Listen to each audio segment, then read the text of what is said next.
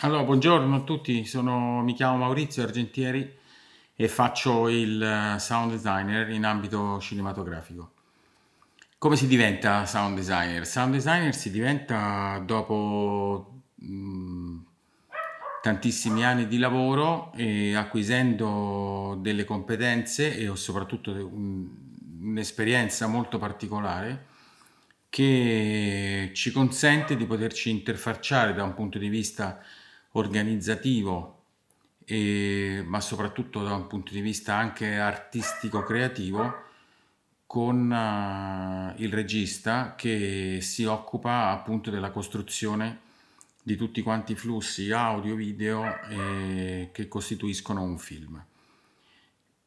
Le competenze che ha un sound designer sono molto particolari e anche approfondite,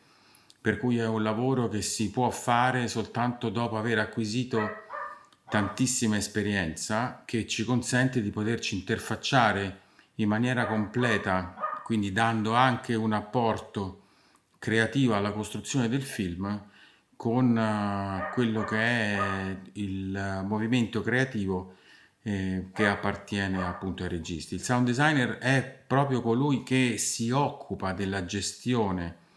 tecnico-artistica e quindi dell'organizzazione dei flussi di lavoro di tutto quanto il comparto che riguarda la creazione della colonna sonora. Per colonna sonora intendo dire tutto quello che si sente, quindi tutto l'editing e la gestione dei dialoghi registrati in diretta, tutta la creazione degli effetti sonori, tutta la parte relativa all'organizzazione della registrazione e gestione della musica, per poi arrivare alla finalizzazione e quindi all'azione di mix immersivo che vedrà poi il delivery della colonna sonora.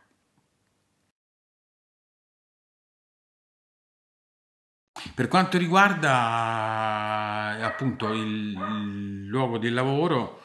io nella mia, diciamo così, nella mia specificità, tutte le volte che mi occupo di fare il sound designer su un progetto, ne seguo tutta quanta la realizzazione fin dalla fase di pre-produzione. Questo vuol dire che si legge la sceneggiatura con il regista e già con lui in quella fase si iniziano a decidere alcune, diciamo così, modalità lavorative che poi ci riguarderanno personalmente nel momento in cui andremo a fare le riprese. Quindi io seguo i progetti normalmente proprio fin dall'inizio all'ultimo step prima del delivery verso il committente. I luoghi di lavoro su un film per quanto riguarda la registrazione del suono sono fatti in un ambiente ostile perché non è come lavorare in uno studio di registrazione dove gli ambienti sono, come si dice, caratterizzati e progettati per poter registrare bene il suono. Ma sono tutti quanti ambienti, la maggior parte tutti ambienti dal vivo. Inoltre, da un punto di vista proprio delle figure professionali che sono coinvolte nella realizzazione della colonna sonora, calc- c'è da fare una piccola riflessione che normalmente su un set su 250-300 persone di troupe le persone che sanno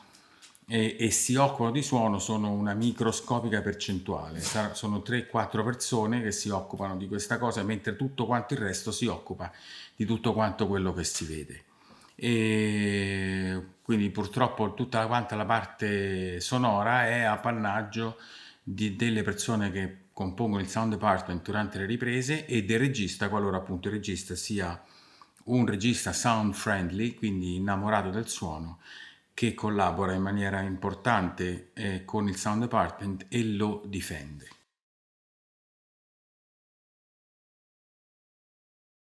Dunque, normalmente le attrezzature che si utilizzano durante la fase di ripresa, per quanto riguarda la parte audio, sono delle attrezzature ovviamente particolari e sono delle attrezzature fatte apposta per poter essere utilizzate in ambienti ostili. E per ambienti ostili voglio dire ambienti dove c'è umidità, freddo, caldo, vento, polvere, quindi tutta una serie di elementi, diciamo così, atmosferici che mettono in crisi le apparecchiature audio. Che cos'è che non può mancare? Ovviamente non possono mancare i registratori, i microfoni e soprattutto nelle tecniche moderne di ripresa i radiomicrofoni. I radiomicrofoni per noi sono fondamentali perché oggi ogni film, o tutti i film, la totalità dei film vengono realizzati con una tecnica multicamera. Questo vuol dire che in un unico setup vengono messe più camere e quindi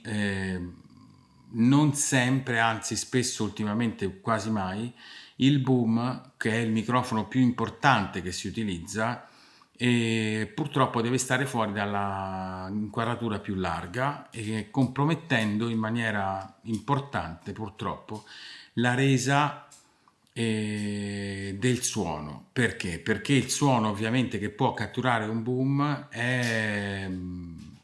molto più ricco, più espressivo, ha una serie di elementi che ne costruiscono una naturalezza, che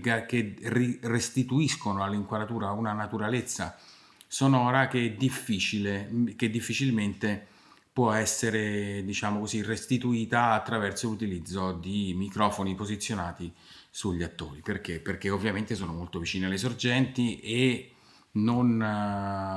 diciamo così, non sentono tutto quello che riguarda, per esempio, le prime riflessioni in ambienti ricchi dove sarebbe bello invece portarle a casa. Questo che vuol dire? Che non è che non si possono, che il boom appunto è l'unico elemento, no, anche perché oggi, come ho detto prima, in virtù del fatto che si utilizzano tecniche appunto multicam, siamo costretti a utilizzare, a fare un uso massiccio dei radiomicrofoni, per poi dopo arricchire in post-produzione con prime riflessioni, tutta una serie di elementi che non appartengono in prima battuta al suono registrato con i LAVs, ma i LAVs sono i microfoni miniaturizzati che vengono nascosti addosso agli attori, ma appunto attraverso delle tecniche di post-produzione molto particolareggiate, tutto quello che si perde da un punto di vista di prime riflessioni può essere rigenerato artificialmente e quindi restituire di nuovo un suono più naturale possibile. Quindi, detto questo, i radiomicrofoni sono un elemento fondamentale perché per noi costituiscono l'unica salvezza per poter portare a casa un suono, quindi i dialoghi, la performance degli attori, che è fondamentale. Cercate di capire che si spendono cifre importantissime per avere degli attori, appunto un determinato tipo di attori su un film e di conseguenza vengono scelti proprio in virtù del fatto che loro sono in grado di interpretare attraverso la loro performance e dare lustro poi al film, alla storia e credibilità soprattutto che interpreteranno.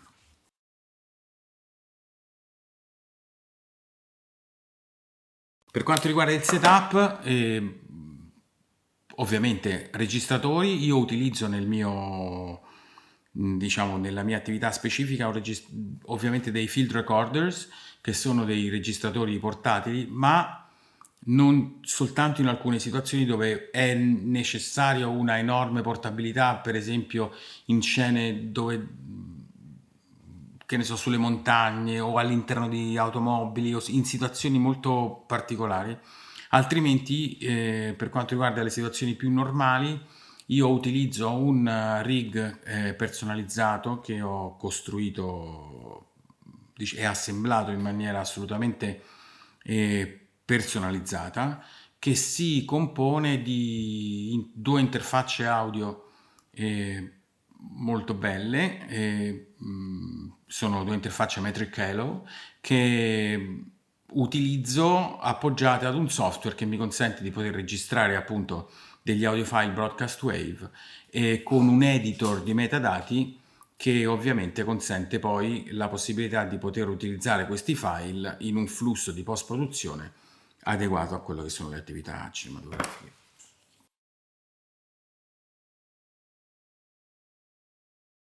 Per quanto riguarda il film La vita davanti a sé, che mi ha regalato tantissime soddisfazioni, tra cui anche questa prestigiosa candidatura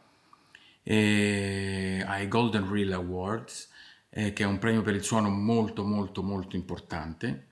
Siamo in finale appunto nella cinquina.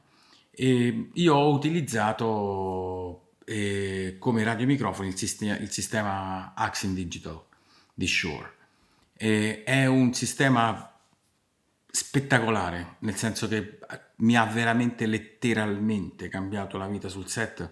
per una serie di ragioni. La prima, ovviamente, che mi ha stupito è il fatto che è un sistema a modulazione digitale. Questo vuol dire che il suono che viene, diciamo così, trasmesso attraverso il sistema in aria è un sistema a modulazione digitale, quindi tutta la parte dopo la conversione analogico-digitale non esiste nessun tipo di artificio da parte del sistema, perché il sistema è assolutamente compounderless, quindi non ci sono processi da un punto di vista dinamico e di equalizzazione che vengono applicati al suono che viene poi mandato in etere, ma l'unico processo che viene applicato è appunto una compressione dati dovuta al fatto che la banda dei microfoni non consente di poter mandare in aria un segnale PCM, ma il codec proprietario di Shure è imbarazzante da un punto di vista della bellezza, cioè è un sistema assolutamente trasparente.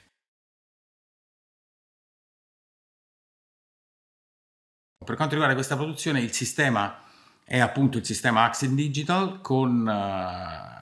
a controllo remoto, e i trasmettitori che io utilizzo sono gli ADX1M, cioè quindi i trasmettitori miniaturizzati. Questi trasmettitori, siccome noi dobbiamo nascondere i microfoni, non possiamo metterli in vista, questo trasmettitore mi ha dato la possibilità di poter vestire l'attore con questa trasmittente in maniera assolutamente trasparente. E gli attori sono assolutamente super contenti, perché comunque la forma del trasmettitore, non avendo l'antenna e avendo questa, come posso dire, questa insenatura che consente l'inclusione del connettore all'interno del fattore di forma della trasmittente, rende assolutamente vestibile il trasmettitore in qualsiasi posizione noi dobbiamo comunque montarlo. Immaginate soprattutto vestire appunto delle attrici con dei vestiti particolarmente attillati, il fattore di forma e quindi il fatto che questa trasmittente possa essere nascosta e quindi resa assolutamente invisibile da un punto di vista della vestibilità del vestito che l'attrice indossa è fondamentale. Inoltre il controllo remoto. Il controllo remoto ci ha letteralmente cambiato la vita, perché la cosa per chi fa il nostro lavoro più difficile è proprio quella di andare costantemente a rompere le scatole agli attori per poter sistemare i microfoni che comunque si muovono. La possibilità di avere un controllo remoto di tutte quante le funzioni vitali di un trasmettitore è pazzesca, perché io non tocco più gli attori, a parte se ci sono dei problemi da un punto di vista meccanico dell'interfacciamento tra il microfono e il vestito, ma per quanto riguarda tutta quanta la parte relativa alla regolazione del guadagno, alla regolazione della potenza, il fatto che comunque devo spegnere comunque l'RF e quindi rendere muto i trasmettitori tra una ripresa e l'altra, e questo mi garantisce veramente una libertà ed una privacy agli attori che fino ad oggi appunto prevedeva una visita costante e comunque un'azione appunto di contatto che gli attori, soprattutto in situazioni a volte un po' dove c'è un po' di nervosismo non gradiscono appunto non gradiscono.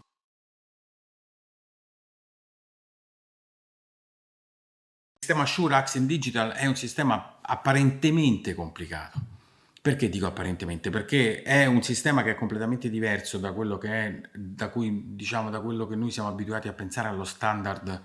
dei radiomicrofoni. È un sistema che si compone appunto di due carriers, che una è quella che trasporta l'audio e l'altra invece è una carrier che ne gestisce tutte le sue funzioni vitali, che è appunto questa famosa rete a 2 giga e 4.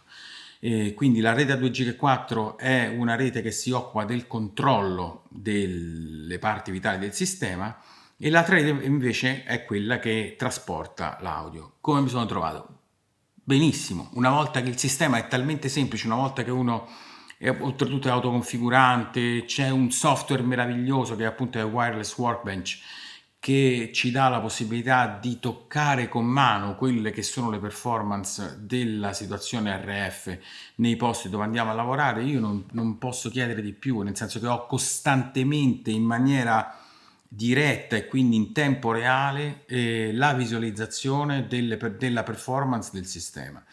Non ho avuto problemi, nel senso che anche nelle situazioni più critiche il sistema si è comportato in maniera assolutamente egregia, senza glitches e senza nessun tipo di problematiche, anche in questo tipo di utilizzo così particolare.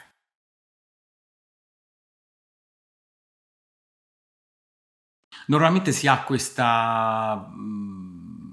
unità di misura, si applica questa unità di misura ai sistemi wireless riguardo la loro potenza di uscita, cioè quindi la potenza di uscita del trasmettitore. Questo è un parametro che non ha senso, cioè nel senso dare un'indicazione di qualità o comunque di affidabilità di un sistema wireless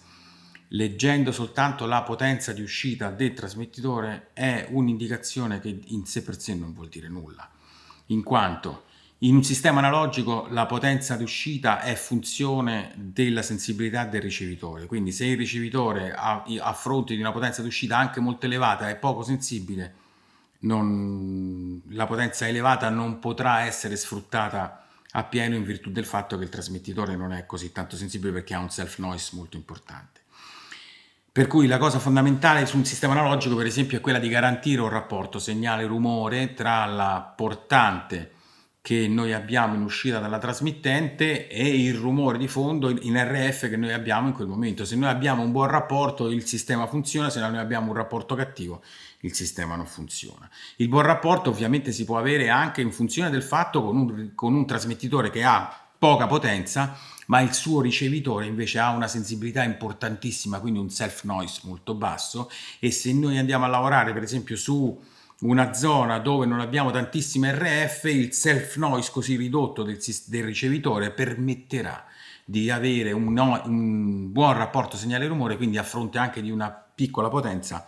di trasmissione noi non avremo nessun tipo di problemi. Per quanto riguarda Accent Digital, qui stiamo addirittura oltre, nel senso che il sistema, appunto essendo a modulazione digitale, ha cambiato radicalmente il proprio sistema di funzionamento, per cui questo sistema è un sistema che ci consente uno di avere una densità maggiore, quindi di canali all'interno di un determinato spazio di una banda RF prestabilita,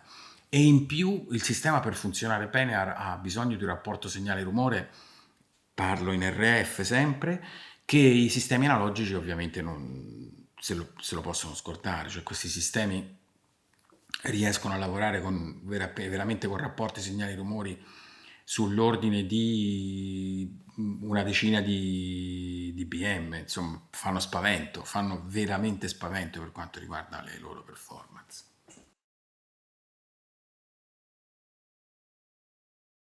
La cosa che nel momento in cui uno utilizza per la prima volta questo sistema Accent Digital, dopo aver avuto per 20 anni in testa, o meglio nelle orecchie, il suono dei compander e di tutti i compander dei sistemi wireless, per cui Lectrosonics ha un compander che suona in un modo, Visicom ha un altro compander che suona in un altro modo, e Audio Limited ha un altro, insomma ogni sistema ha un suo timbro, perché ovviamente Il compounder è quello che modifica in maniera molto molto pesante il suono. Uno accende il sistema Accent Digital, la prima cosa che ascolta è un suono che non ha mai sentito prima. Perché? Perché è il suono dei microfoni, è il suono vero, è come se uno attaccasse il microfono direttamente a un preamplificatore senza passare per un sistema appunto che ne altera le caratteristiche. Perciò qual è la grande differenza? Qual è il vero? Che cos'è che mi ha fatto cadere veramente la mano? È proprio il suono. Uno non è abituato, cioè chi fa il mio lavoro non è abituato ad ascoltare i microfoni che lavorano in questo modo con un suono così meraviglioso. In più il sistema appunto Accent Digital ha una grande, enorme caratteristica che fondamentalmente è quasi impossibile avere un clipping digitale perché il sistema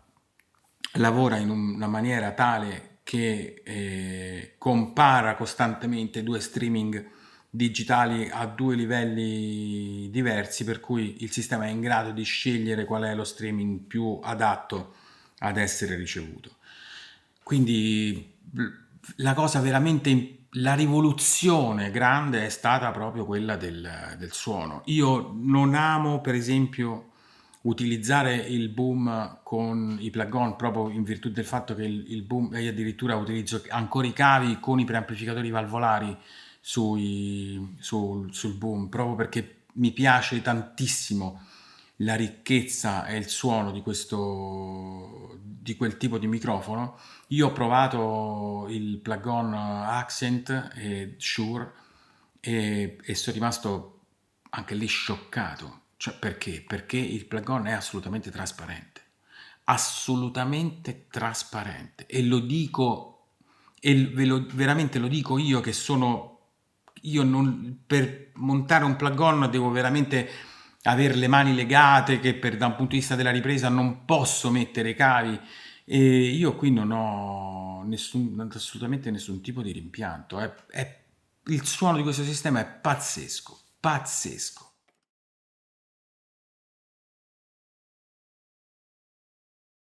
Il sistema, diciamo che nella sua struttura prevede un utilizzo che viene denominato quadversity. Ecco, con questo sistema io vi posso garantire che anche nelle situazioni in cui bisogna realizzare dei piani sequenza che prima con i sistemi tradizionali avrebbero messo il sound department in seria difficoltà per garantire una copertura globale ed uniforme, addirittura con questo sistema Quadversity, Shure ci dà la possibilità di ampliare il range d'azione dei nostri sistemi radio in maniera impressionante, cioè in una maniera che prima bisognava mettere comunque tutta una serie di combiner di antenna o insomma mettere in opera una situazione di distribuzione di antenne molto complicata che con questo sistema invece abbiamo on board e basta una piccola preparazione, quindi un po' di preparazione diciamo così in anticipo per poter poi far trovare al regista e a tutta la troupe un set pronto con le antenne posizionate bene, a fronte del fatto che abbiamo la possibilità poi di coprire aree molto importanti.